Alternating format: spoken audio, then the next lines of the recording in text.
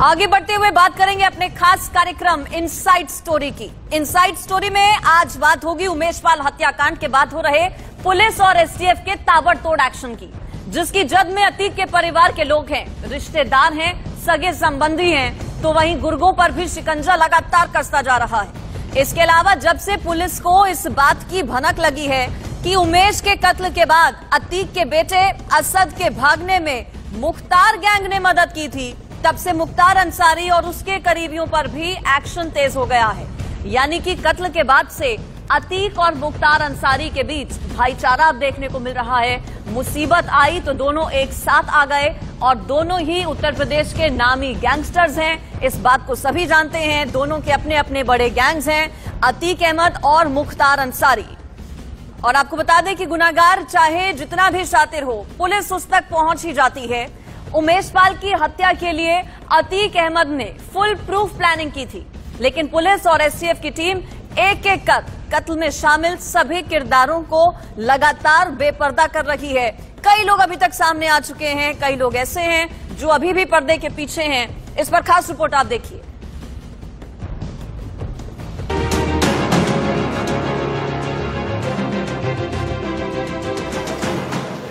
उमेश पाल हत्याकांड में ताबड़तोड़ एक्शन, पुलिस, एसटीएफ, ईडी ने कसा शिकंजा। हर साजिश का हो रहा है पर्दाफाश। अतीक के परिवार गुर्गों पर गिर रही है गाज। उमेश पाल हत्याकांड में यूपी पुलिस परत दर परत साजिशों को बेनकाब कर रही है। यूपी पुलिस और एसटीएफ हर एंगल से जांच कर रही है। इसी कड़ी में यूपी पुलिस को बड़ी जानकारी हाथ लगी है। जानकारी के मुताबिक उमेश पाल हत्याकांड की साजिश बरेली जेल में ही रची गई थी। माफिया अतीक के भाई अशरफ ने भतीजे असद और उसके 9 गुर्गों को पूरा प्लान बरेली जेल में ही समझाया था। पुलिस की तफ्तीश में जो बात निकलकर सामने आई है, उसके मुताबिक 11 फरवरी को बरेली जेल जाकर अतीक के बेटे असद समेत 9 गुर्गों ने अशरफ से मुलाकात की थी। जिन लोगों ने अशरफ से मुलाकात की थी, उनमें असद और विजय उर्फ उस्मान चौधरी भी शामिल था, जो हाल ही में पुलिस एनकाउंटर में मारा जा चुका है। अशरफ से मिलने मोहम्मद गुलाम और अजहर समेत 9 लोग पहुंचे थे। इन सभी लोगों ने असद और मोहम्मद गुलाम की आईडी पर अशरफ से मुलाकात की थी। दावा किया जा रहा है कि इसके बाद अशरफ ने किसी और से मुलाकात नहीं की। मुलाकात करने के बाद सभी लोग अंडरग्राउंड हो गए और 24 फरवरी को उमेश पाल हत्याकांड को अंजाम दिया। वहीं उमेश पाल हत्याकांड में कई और पहलुओं को उजागर करने के लिए पुलिस और एसटीएफ की टीम गुजरात रवाना हो गई है। प्रयागराज में हुए उमेश पाल हत्याकांड के मामले में जहां सरकार पूरी तरीके से सख्त नजर आ रही, आपको बता दें कि अतीक से करीबियों पर जहां लगातार बुलडोजर कार्रवाई की जा रही है, वहीं बताया जा रहा है कि अतीक की संपत्तियों की जांच ईडी करेगा। और आपको बता दें कि लगातार कार्रवाई जारी है। और ये लखनऊ का ये वही नोडल डिपार्टमेंट है 202 नंबर का, जिसमें एसटीएफ की टीम प्रयागराज की पुलिस के साथ यहाँ पर आई थी, लोकल पुलिस भी साथ में थी। और बताया जा रहा है कि असद अपने लोगों के साथ यहाँ पर रुका करता था। इस फ्लैट को सील कर दिया गया। उमेश पाल की हत्या से पहले का एक सीसीटीवी फुटेज भी सामने आया है, जिसमें अतीक की पत्नी शाइस्ता कुछ लोगों के साथ जाती हुई दिख रही है। इस सीसीटीवी फुटेज में शूटर साबिर भी नजर आ रहा है, जिसके बाद उमेश पाल हत्याकांड में नामजद और फरार अतीक अहमद की पत्नी शाइस्ता परवीन पर पुलिस ने 25,000 रुपए का इनाम घोषित कर दिया है। इस हत्याकांड में माफिया अतीक अहमद, उसके भाई अशरफ और पत्नी शाइस्ता परवीन समेत बाकी लोगों के खिलाफ कत्ल और साजिश रचने का केस लिखा गया है। इसके पहले अतीक अहमद के बेटे असद समेत 5 शूटरों पर डीजीपी स्तर से 2.5 लाख रुपए का इनाम रखा गया है। इसके अलावा ईडी की प्रयागराज यूनिट ने 2 साल पहले अतीक अहमद के खिलाफ एक केस दर्ज किया था। नवंबर 2021 में ईडी ने अतीक की प्रयागराज में फूलपुर वाली जमीन अटैच की थी। ये प्रॉपर्टी अतीक ने अपनी पत्नी शाइस्ता के नाम पर 4.5 करोड़ रुपए में खरीदी थी।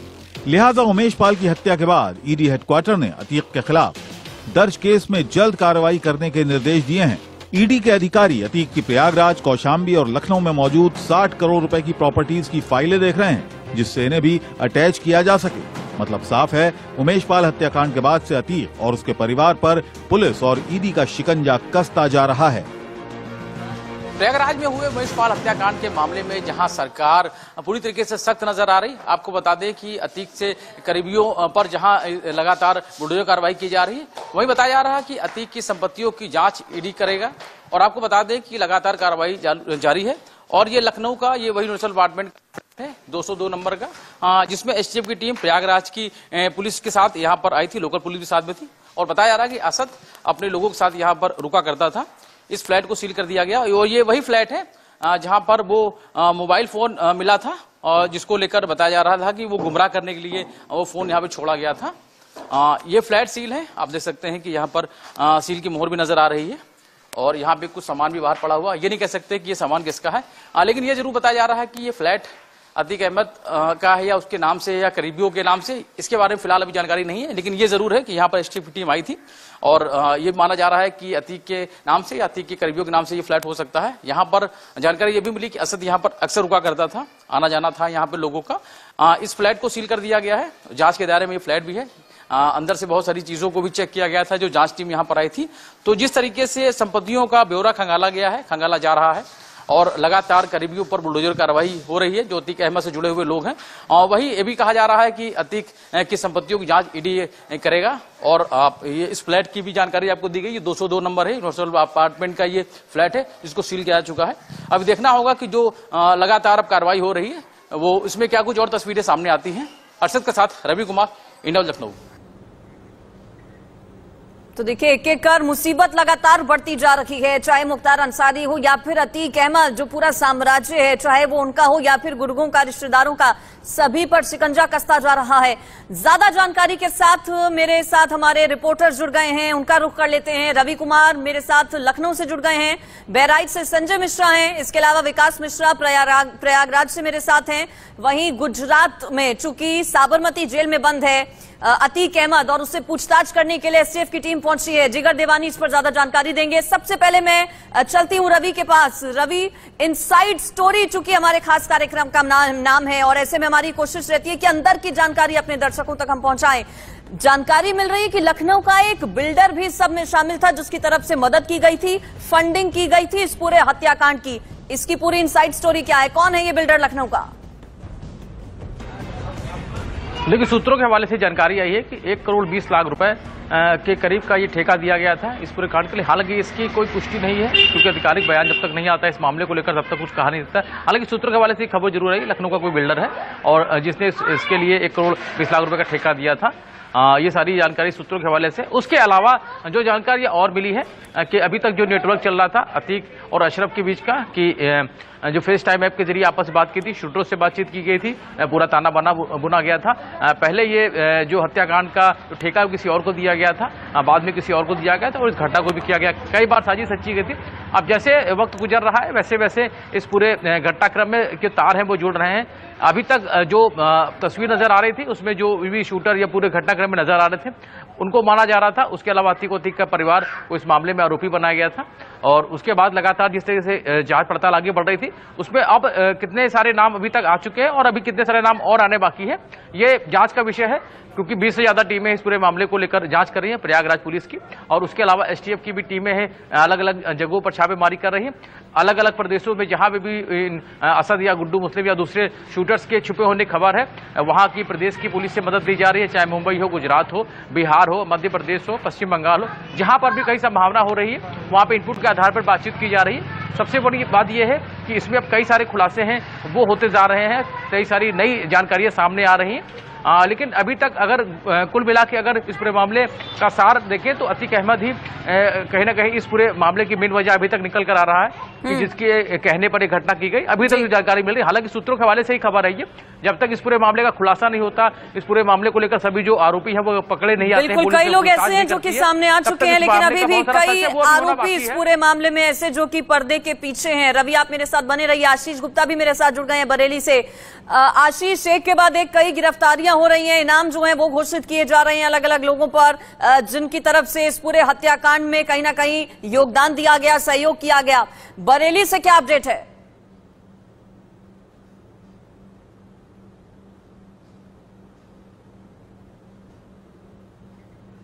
चलिए, आशीष के पास शायद मेरी आवाज नहीं पहुंच रही है। प्रयागराज का हम रुख कर लेते। विकास मेरे साथ प्रयागराज से हैं। विकास शार्प शूटर है अतीक अहमद का, वो तो गायब है पिछले कई सालों से, लेकिन उसके भाई को गिरफ्तार किया गया है पुलिस की तरफ से। क्या उसका भी कोई कनेक्शन इस पूरे हत्याकांड में? जी बिल्कुल, जिस तरीके से लगातार बताया जा रहा है कि जो अतीक अहमद है, जो माफिया है, उसका गुर्गा जो अब्दुल कबीर है, उसका भाई भी आपराधिक कार्यों में संलिप्त रहता था, उसी को लेकर उसको गिरफ्तार किया गया है। हालांकि बात की जाए तो लगातार जो प्रयागराज डेवलपमेंट अथॉरिटी, अब कल जो सूचना मिल रही है, जो सूत्रों के हवाले से जानकारी मिल रही है कि जो अतीक अहमद है उसके गुर्गों के खिलाफ बड़ी कार्रवाई करेंगे। बात की जाए तो जो राजूपाल हत्याकांड के जो मुख्य गवाह उमेश पाल थे, उनकी पत्नी ने एक संदेश दिया है, उसमें साफ तौर पर उन्होंने कहा कि मुख्यमंत्री योगी आदित्यनाथ हमारे पिता जैसे हैं, वो जरूर न्याय करेंगे और जो गुर्गे हैं उनके खिलाफ बड़ी कार्रवाई करेंगे। वही बात की जाए तो लगातार जो यूपीएसटीएफ है, जो प्रयागराज पुलिस है, वो कई राज्यों में लगातार छापेमारी कर रही है। जहां जहां इनपुट मिल रहे हैं वहां पर गोपनीय तरीके से सर्च अभियान चलाया जा रहा है। वही बात की जाए तो लगातार जो अतीक अहमद है, जो पूरी हत्याकांड की जो प्लानिंग हुई थी वो बहुत फुल प्रूफ तरीके से किया गया था, उसको अपने बेटे को बचाने के लिए फुल प्रूफ प्लानिंग की थी। वहीं बात की जाए तो लगातार जो इसमें नए नए खुलासे हो रहे हैं, जैसे फेस टाइम ऐप के जरिए बातचीत हुई थी, उसके बाद एक लखनऊ का जो बिल्डर है, जो बहराइच में उसका होटल भी जो सूत्रों के हवाले से जानकारी मिल रही थी, उसके यहाँ ये दो शूटर जो गुड्डू मुस्लिम है, जो गुड्डू बमबाज है, और जो अतीक का बेटा असद है, वो रुके थे। उसी वहीं पर रुकने के बाद नेपाल के रास्ते भाग निकले। हालांकि जो नेपाल में है वहां पर भारत का नेटवर्क नहीं रहता है, इसलिए वहां पर वो सुरक्षित ठिकाने पर हैं। लगातार यूपीएसटीएफ और प्रयागराज पुलिस समन्वय बनाकर छापेमारी कर रही है। तो साफ तौर पर जल्द ही इस पूरे मामले को लेकर एक बड़ा खुलासा किया जा सकता है। जी चलिए ठीक है विजय, आप मेरे साथ बने रहिए। जिगर देवानी का मैं रुख कर लेती हूँ। जिगर, क्या एसटीएफ की टीम पहुंच चुकी है? पूछताछ क्या शुरू कर दी है टीम ने? देखिए, मैं आपको बता दूं कि प्रयागराज में जो उमेश पाल हत्याकांड के आरोपी को बचाने के लिए जो ये पूरी घटना घटी, वो फिल्म के अंदाज में साजिश रची गई थी, ये बात सामने आई है। इसके साथ ही पुलिस ने उस पर 2.5 लाख रुपए का इनाम भी घोषित कर दिया है। असद अहमद समेत कुछ 5 अन्य शूटरों पर भी 2.5 लाख रुपए का इनाम घोषित कर दिया गया है। और पूरी बात को अगर मैं आपको समझाने की कोशिश करूं तो जो उमेश पाल हत्याकांड को अंजाम देने के लिए जो पूरी फिल्मी अंदाज में जो ये साजिश रची गई, उसमें 2 हफ्ते से ज्यादा की जांच के बाद पुलिस ने यह पाया कि उमेश पाल हत्याकांड को अंजाम देने से पहले अभिनेता अजय देवगन की फिल्म जो दृश्यम है, उसकी तर्ज पर पुलिस को गुमराह करने की एक साजिश की गई थी। और पुलिस की अब तक की जांच में यह भी पता चला है कि उमेश पाल हत्याकांड में अतीक अहमद का बेटा गोलीकांड के दौरान कार से बाहर नहीं निकलने वाला था, लेकिन असद ने पिस्टल निकालकर सबसे सामने तेजी से फायरिंग कर पूरी योजना बिगाड़ दी थी। तो ऐसे अभी चल रही है, पूरी पूछताछ चल रही है, वो कभी भी कुछ भी चीज और सामने आ सकती है। लेकिन इन सब पे लाखों रुपए का इनाम भी आज तो घोषित कर दिया गया है। बिल्कुल। और शाइस्ता परवीन जो कि पत्नी है अतीक अहमद की, उस पर भी 25,000 का इनाम घोषित किया गया है। मोस्ट वांटेड की लिस्ट में अतीक अहमद के बेटे तो हैं ही, इसके अलावा और भी कई अलग अलग अन्य अपराधी। मैं संजय मिश्रा का रुख कर लेती हूं। संजय, नेपाल कनेक्शन की इनसाइड स्टोरी जानना चाहेंगे आपसे। देखिए, मैं सबसे पहले आपको ये बता दूं कि नेपाल कनेक्शन अगर हम सोचें तो नेपाल कनेक्शन सिर्फ इस वजह से है कि जब से ये इतनी बड़ी हत्याकांड हुई है उसके बाद से लगातार एसटीएफ की टीम हो चाहे प्रयागराज पुलिस की टीम हो, जो जांच में जो जुटी हुई है, साफ तौर पे वो ये अंदाजा लगा रहे हैं कि जहां जहां अतीक का अपना साम्राज्य रहा है, यानी जहां जहां अतीक के अपने तार जुड़े रहे हैं, वहां वहां हमेशा हमें हर हालत में वहां पे तलाशी करनी है। लिहाजा अगर मैं बहराइच की बात करूं चाहे नानपारा की बात करूं, तो बहराइच में चूंकि श्रावस्ती में 2014 में अतीक ने चुनाव लड़ा था, लिहाजा उनका बहराइच और नानपारा से बहुत ही करीबी नाता था। अगर इसमें साफ तौर पर अगर कुंडली खंगाली जाए तो बहराइच और नानपारा के तकरीबन 1 दर्जन ऐसे लोग हैं जो अतीक के साथ मिलकर के काम कर रहे थे। जिस तरीके से कहा जा रहा है कि एक होटल कारोबारी का भी नाम इसमें आया है जो लखनऊ में प्रॉपर्टी डीलिंग का काम करता है। सबसे बड़ी बात यह है कि चूंकि प्रयागराज से जो रुपैडिया नेपाल का जो इलाका है वो मात्र 300 किलोमीटर की दूरी पर पड़ता है, मात्र 5 घंटे में वहां पहुंचा जा सकता है। ऐसे में साफ तौर पर यह कयास लगाया जा रहा है कि प्रयागराज से निकलने के बाद असद और गुड्डू मुस्लिम बहराइच एक होटल कारोबारी के यहाँ रुके हैं। रुकने के बाद से वो सीधे नानपारा में भी एक कारोबारी से मिले हैं, उसके बाद से वो यहाँ से नेपाल के लिए रवाना हुए हैं। क्योंकि नेपाल के अंदर जो नेटवर्क है उसका प्रॉब्लम रहता है, इसको लेकर के कहीं न कहीं जांच एजेंसियों को भी दिक्कत आ सकती है। लेकिन उसके पहले साफ तौर पर यह देखा गया है कि सबसे बड़ी बात यह है कि जो बहराइच में जो होटल कारोबारी है, नानपारा में जो एक बड़ा कारोबारी बताया जा रहा है, ऐसे में ये लोग कौन है इसका खुलासा तो एसटीएफ ही करेगी। क्योंकि जिस तरीके से सूत्रों के हवाले से खबरें निकल करके आ रही हैं कि 2 ऐसे से बड़े कारोबारी हैं जिनसे गुड्डू मुस्लिम और असद मुलाकात किए हैं, इन्होंने उसकी मदद की है। उसके बाद ये नेपाल फरार हुए हैं। तो कहीं न कहीं एसटीएफ का जो रडार है वो लगातार पूरे यूपी में ही नहीं बल्कि पूरे भारत में इस समय चल रहा है और वो ये पूरा जांच करने का प्रयास कर रहे हैं कि आखिर में ये दोनों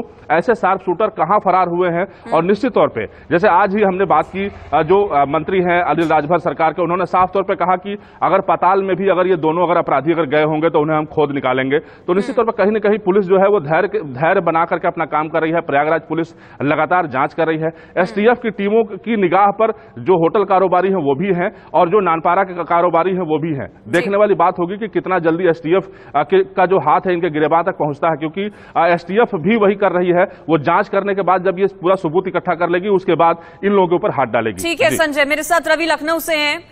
रवि, एग्जिट प्लान चूंकि खुद अतीक अहमद ने बताया जा रहा है तैयार किया था जब इस पूरे हत्याकांड को अंजाम दिया गया था, एग्जिट प्लान में मुख्तार अंसारी का भी नाम आया है सामने की मदद की गई थी। मुख्तार अंसारी गैंग से किसने और कैसे मदद की थी एग्जिट प्लान में इन शूटर्स के?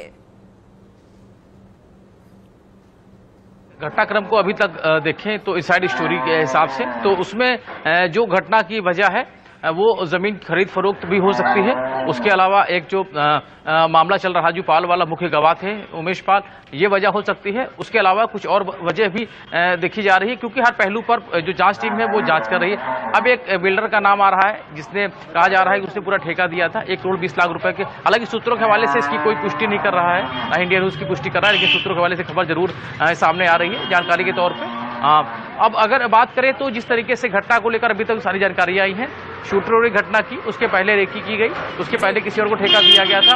अब इसमें संपर्क कैसे हो, क्योंकि जेल बंद है तो फेस टाइम के जरिए इन लोगों ने आपस में बातचीत की। शूटरों को कहा गया किस तरीके से घटना करनी है, फरारी कैसे काटने, इसमें जो जानकारी आ रही है कि इसमें मुख्तार अंसारी के लोगों ने मदद की होगी। ऐसे ही सूत्रों के हवाले से खबरें हैं। बिल्कुल, और जिस तरीके से खबरें हैं और कई और भी अलग अलग खबरें सामने आ रही हैं, इन सभी को पुख्ता करने में फिलहाल पुलिस प्रशासन जुटा हुआ है। दूसरी तरफ एसटीएफ की जो जांच है वो भी आगे बढ़ रही है। एक एक कर सभी लोगों तक कड़ी से कड़ी जोड़कर पहुंचने की कोशिश हो रही है।